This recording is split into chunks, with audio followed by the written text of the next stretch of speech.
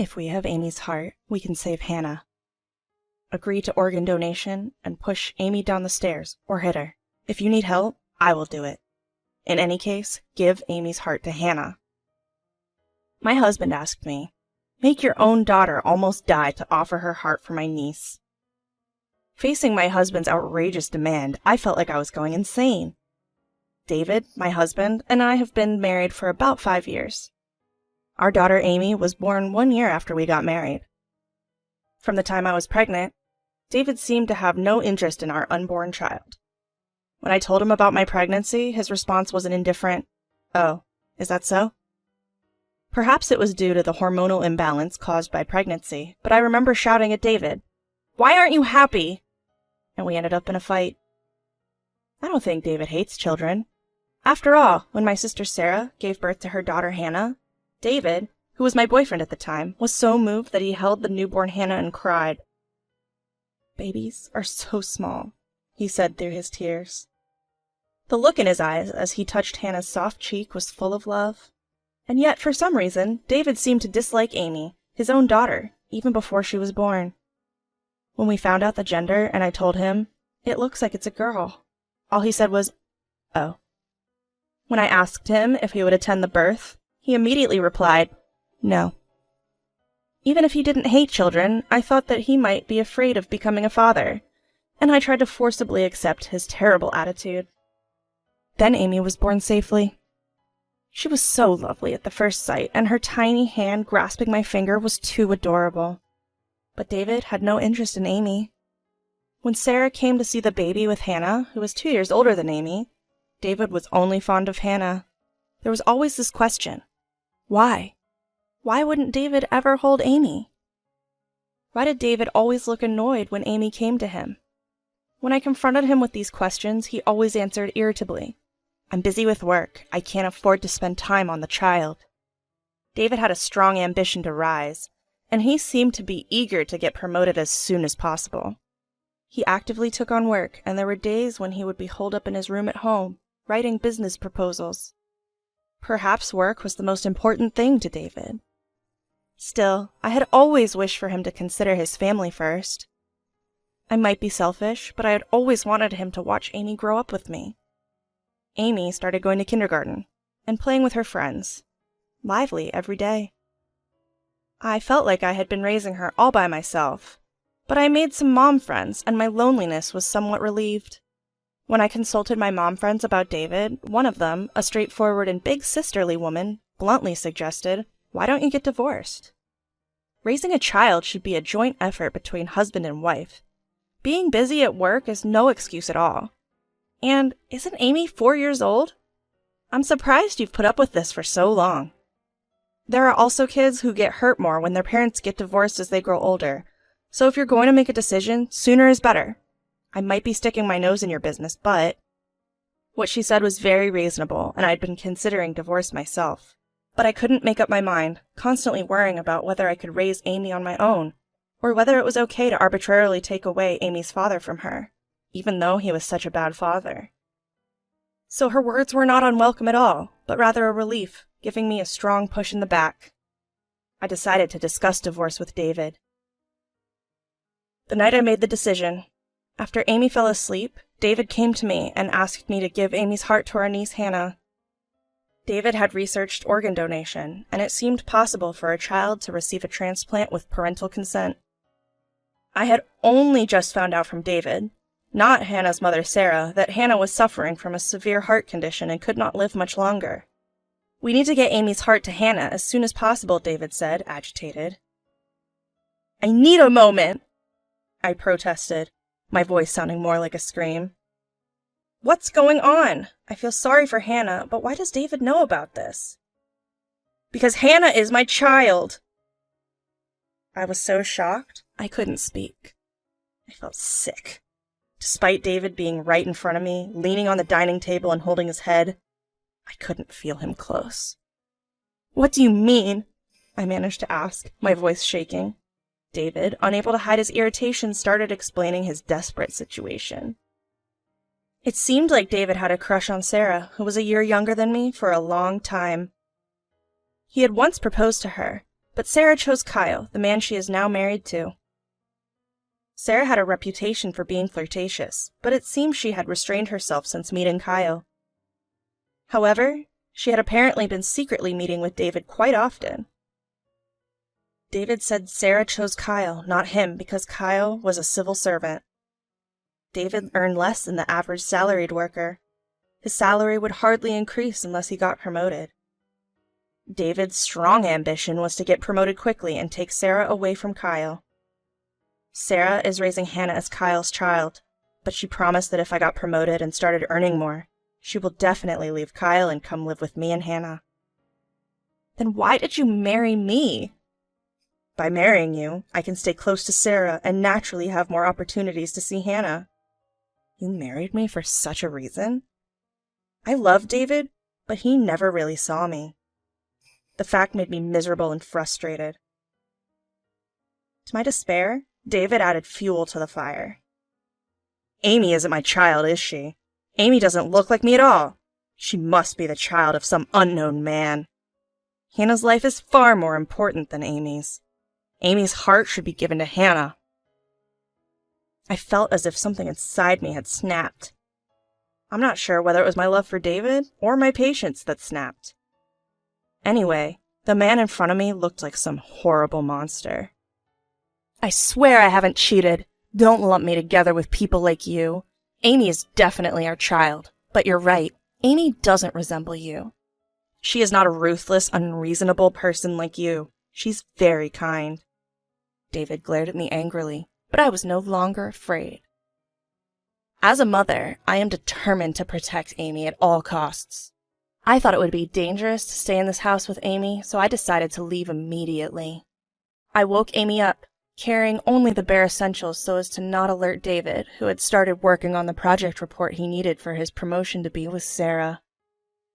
Amy, half asleep, asked, "What's going on?"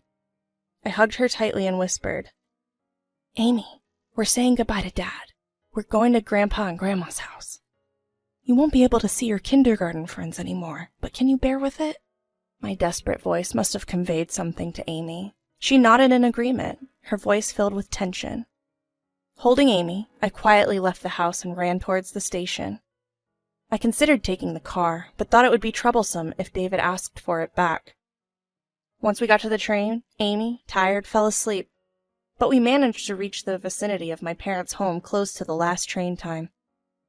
I ignored the numerous calls and messages from David, who must have noticed our absence and pressed the intercom at my parents' house. My parents, still awake, were surprised. What happened? But I asked to put Amy to bed first. After laying Amy to sleep on the second floor, I explained the situation to my parents. I confessed my intention to break up with David. They were shocked by David's cruelty and despaired to know that Sarah was raising her child with David as Kyle's child.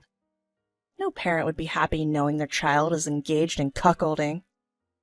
Knowing that Amy's life was in danger, they allowed Amy and me to live in their home.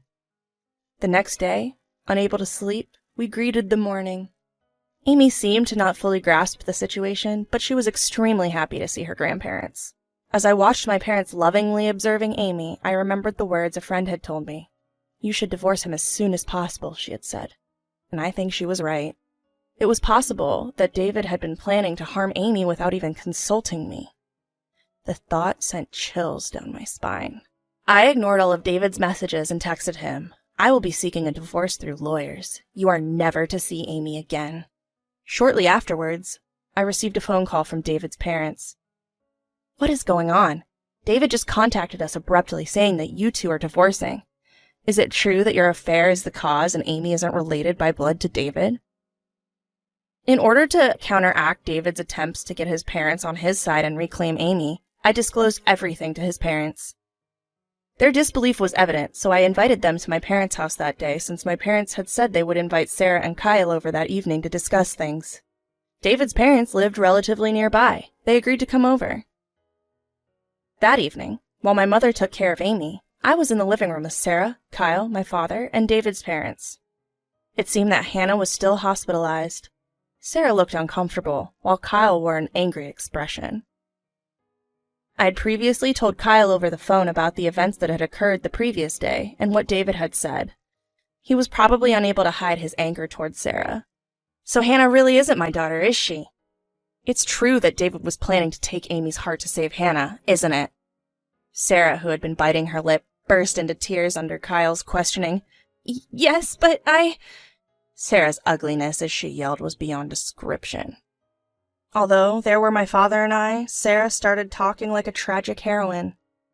I wanted to help Hannah. That's why I asked David for Amy's heart. As a mother, it's natural, isn't it? How can you not understand the feeling of wanting to protect your own child? Is it because Kyle and Hannah aren't connected by blood you can't understand? Despite exposing her own infidelity, Sarah was crying like a victim, and Kyle sighed deeply. His clenched fist was shaking, and I was worried that he might hit Sarah at any moment, but Kyle seemed to be making an effort to speak rationally.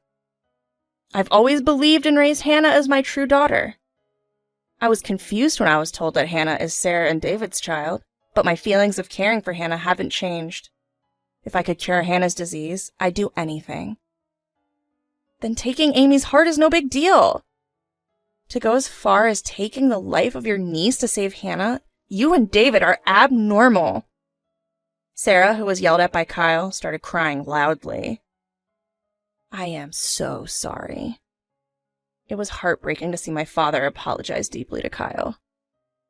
David's parents, who were listening in disbelief until now, also deeply apologized to Kyle and me alongside my father. Our foolish son, we are truly sorry. My father-in-law's voice was trembling as he apologized, and I could feel the enormity of the crime Sarah and David committed. Since the meeting was held to confirm the facts, once Sarah admitted her affair, the purpose of the meeting was achieved. As Kyle said, "I'll divorce Sarah," and stood up, Sarah shouted, "Wait, how am I supposed to live now? Who's going to pay for Hannah's treatment?" Almost at the same time as the sound of a car entering the garage. David wasn't invited to this meeting. I thought it would be scary if something happened to Amy. But David must have known that the only place I could go was my parents' house. David, who intruded into our house, seemed to realize that all of his wrongdoings had been revealed when he saw his parents apologizing to me and Kyle, and Sarah clinging to Kyle and crying. His face, which was red with anger, turned pale instantly, and even in that situation, he asked, "Where's Amy?" So I stood up and slapped his cheek. "Hannah is innocent. I feel sorry for her because she got sick, but I will never forgive you for trying to harm Amy." David, who was holding his slapped cheek, seemed to be surprised by my anger. I thought I was a quiet person. I didn't know such emotions were sleeping inside me. In the heat of my rising anger, I lunged at David. "You're the only one who's cuckolded. Amy is undoubtedly our child. You and Sarah are the ones who are messed up for doing the lowest things as humans. Don't think everyone's as messed up as you." Thanks to my father telling me to stop in the face of my raging self, I was able to regain some composure. David, who had been yelled at by me, looked at Sarah with a bewildered expression. Sarah, who had been clinging to Kyle's waist, was shaken off by Kyle. "David, I'm divorcing Sarah. If you want to marry her, go ahead. But I won't ever give you Hannah. I won't hand her over to fiends like you." Kyle's harsh, low voice, as if uttering a curse, seemed to freeze both Sarah and David in fear. Subsequently, Sarah and David were driven out of their homes and were disowned by their parents. Through the lawyers, Kyle divorced Sarah and successfully won custody of Hannah. Apparently, Sarah was often out, and most of the caregiving was done by Kyle, who took a long leave from work. I also divorced David through a lawyer. David sent a spiteful text saying, "Now I can marry Sarah." But Sarah and David didn't get married. Their parents severed ties with Sarah, but afterwards, Sarah had a mental breakdown and had to be hospitalized. Even though Sarah had been unfaithful, it seemed she cared about Hannah. Not being able to see Hannah broke Sarah's spirit. Kyle scoffed at her, saying she used to complain about how troublesome taking care of her was, though, and I felt the same way. Amy and I are living peacefully at my parents' home. At her new daycare, Amy seems to have made new friends, and she's growing up healthy and lively. I still keep in touch with Kyle. According to him, Hannah is due to have a heart transplant operation. When Amy and I went to visit Hannah, she gave us a cute smile and said to Amy, "Once the surgery is over, let's play a lot together." Both Kyle and I have been through tough times, but we've now resolved to raise our children responsibly as parents. As two single parents, we promised to support each other. I smiled, imagining the future of Hannah playing with Amy.